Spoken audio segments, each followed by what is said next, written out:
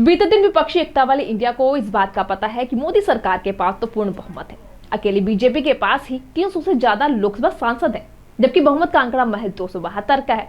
तो उन्होंने ऐसा अविश्वास मता रखा है क्यों, जिसका खारिज होना बिल्कुल तय है। तो यहाँ मैं आपको बता दूं कि इसमें बीजेपी और प्रधानमंत्री मोदी अब क्या फंस गए हैं, और ऐसे अविश्वास प्रस्ताव में हार कर भी जीत विपक्ष की होने वाली है। तो आज हम बात करेंगे इसी तमाम मुद्दों पर। नमस्कार, मैं हूं आरती और आप देख रहे हैं सनसेट न्यूज इंडिया। फिर भी विपक्ष ने और विपक्ष पार्टी में शामिल पार्टियों ने ये रिस्क लिया, और ये रिस्क जानबूझकर लिया गया है, जिसका फायदा विपक्ष को होना तय है। लेकिन वो कैसे, ये भी हम जानेंगे। लेकिन उससे पहले हम जानेंगे कि अविश्वास प्रस्ताव का मतलब क्या है। तो अब हुआ ये कि कांग्रेस के सांसद गौरव गोगोई ने 26 जुलाई को लोकसभा अध्यक्ष ओम बिरला को अविश्वास प्रस्ताव का नोटिस भी दिया और उसे मंजूरी भी मिल गई। लेकिन इसका मतलब यह है कि अब लोकसभा अध्यक्ष को इस मुद्दे पर बहस करने के लिए एक तारीख तय करनी होगी, और उस दिन प्रधानमंत्री मोदी को इस अविश्वास प्रस्ताव का जवाब भी देना होगा। और अभी तक विपक्ष ने हर मुमकिन कोशिश कर ली है। प्रधानमंत्री सदन को संबोधित करें, मणिपुर पर बात करें, वहां के हालातों पर बात करें, लेकिन सरकार जो है वो तैयार नहीं हुई है। इस मुद्दे पर गृह मंत्री अमित शाह जवाब देने को या चर्चा करने के लिए राजी भी हो, लेकिन विपक्ष इस बात पर अड़ा हुआ है कि प्रधानमंत्री नरेंद्र मोदी को ही जवाब देना होगा। लेकिन ऐसा नहीं हुआ है, और अब विपक्ष अविश्वास प्रस्ताव लेकर आया। अब इस अविश्वास प्रस्ताव पर तो प्रधानमंत्री मोदी को जवाब देना ही होगा, और इस जवाब के दौरान ही मणिपुर का जिक्र भी होगा। इस तरह से कांग्रेस और पूरा विपक्ष जो संसद में हंगामा करके भी जो काम नहीं कर पाया है, वो विपक्ष का यह अविश्वास प्रस्ताव कर देगा।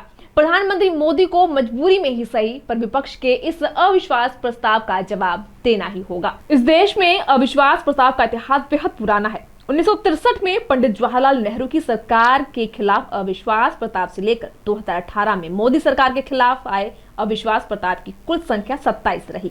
इनमें से महज 3 बार यानी 1990 में विश्वनाथ प्रताप सिंह, 1996 में एच.डी. देवगौड़ा और 1999 में अटल बिहारी वाजपेयी के खिलाफ आए अविश्वास प्रस्ताव सफल रहे थे, और इन्हें प्रधानमंत्री की कुर्सी से इस्तीफा देना भी पड़ा था।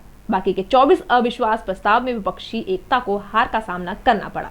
और अब जब भारतीय राजनीतिक इतिहास का 28वां अविश्वास प्रस्ताव आ रहा है, तो इसका भी गिरना तय ही है। फिर भी विपक्ष ने शामिल पार्टियों ने ये रिस्क लिया, और ये रिस्क जानबूझकर लिया, जिसका फायदा क्या विपक्ष को होना तय है। वो कैसे, ये भी हम जानेंगे। लेकिन उससे पहले हम जानेंगे कि अविश्वास प्रस्ताव का मतलब क्या होता है। अविश्वास प्रस्ताव का मतलब यह है कि विपक्ष के किसी नेता या फिर पूरे विपक्ष को अगर ये सरकार के पास बहुमत नहीं है, या फिर सरकार सदन में विश्वास खो चुकी है, तो इसे साबित करने के लिए विपक्ष को लोकसभा में एक प्रस्ताव देना होता है। इसे ही अविश्वास प्रस्ताव कहा जाता है, और इस प्रस्ताव पर कम से कम 50 सांसदों का समर्थन जरूरी होता है।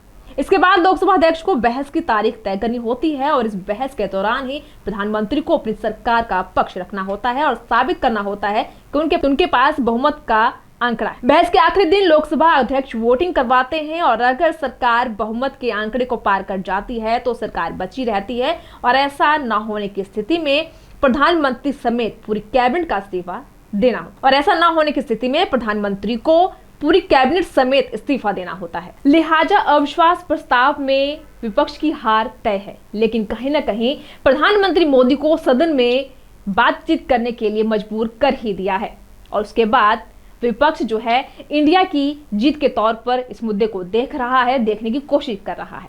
फिलहाल आज के लिए बस इतना ही। मिलते हैं अगली खबर में। देखते रहिए सनसेट न्यूज इंडिया।